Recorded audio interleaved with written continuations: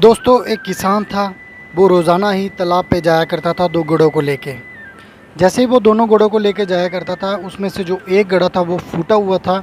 और वो किसान जब भी गड़ों को तालाब से पानी भरने के बाद घर में आता था, तो एक गड़े में आधा ही पानी बच पाता था और वो 2 गड़ों की बजाय 1.5 गड़े में ही पानी घर तक पहुंचा पाता था।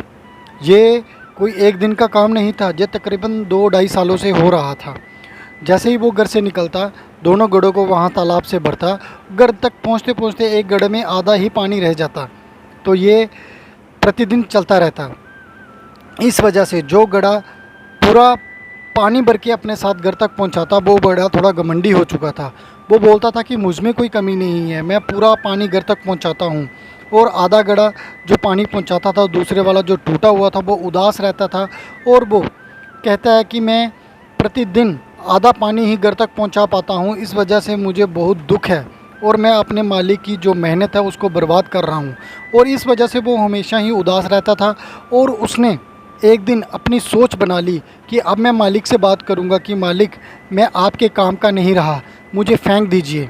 और दूसरे दिन जब मालिक दोनों घोड़ों को लेके जाता है, तो उसका जो पानी होता है टिप टिप करके वो नीचे बहता रहता है, जो टूटा हुआ घड़ा होता है।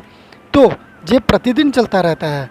और वो जो टूटा हुआ घड़ा होता है, वो मालिक को कहता है, मालिक, मैं अभी आपके कोई काम का नहीं रहा, मुझे प्लीज़ फेंक दीजिए, क्योंकि मैं आपका जो भी आप पानी भरते हैं मुझ में मैं आधा ही पहुंचा पाता हूं। इस वजह से मैं बहुत ज़्यादा शर्मिंदा हूं और परेशान हूं, इसलिए मैं दुखी भी रह रहा हूं। तो मालिक ने बोला कि तुम्हें दुखी होने की कोई ज़रूरत नहीं है, चलो तुम्हारे दुख का हल करते हैं। जब मालिक बोला कि जब मैं कल जाऊंगा तो तुम रास्ते पे देखना कितने खूबसूरत और सुंदर सुंदर फूल लगे हुए हैं, उन फूलों को देखना, पौधों को देखना, तुम्हारा दुख जो है वो कम हो जाएगा। तो जो टूटा हुआ घड़ा होता है यही फैसला करता है। अगले दिन जब किसान जाता है तो वो उन फूलों को देखता है तो उसका दुख कम हो जाता है। लेकिन जब घर पहुंचता है तो अपने आधे पानी को देख के फिर मायूस हो जाता है। इस पर किसान ने उस टूटे हुए घड़े से कहा कि मुझे पता है तुम्हारे घड़े में आधा पानी आता है, लेकिन जब तुम्हारा पानी नीचे गिरता है तो उन फूलों को लगता है, उन पेड़ों को लगता है, उन पौधों को लगता है, और तुम्हारा जो पानी गिरता है वो उनको लगता है। और वो कितने अच्छे अच्छे फूल हो चुके हैं, कितने सुगंधदार फूल हो चुके हैं, और पौधे कितने बड़े बड़े हो चुके हैं।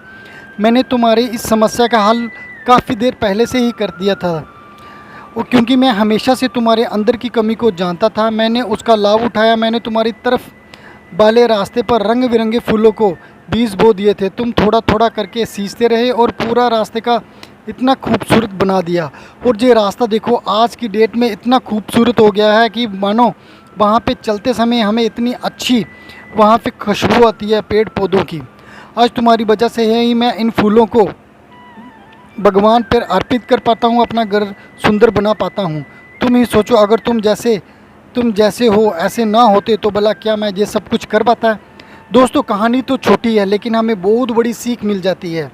कहने के तो हम कहते हैं कि हम में कमी है, लेकिन अगर हम उस कमी को ढूंढ लें और उसको कमी को पूरा करने की कोशिश करें तो हम लोगों में किसी में भी कोई कमी नहीं रहती।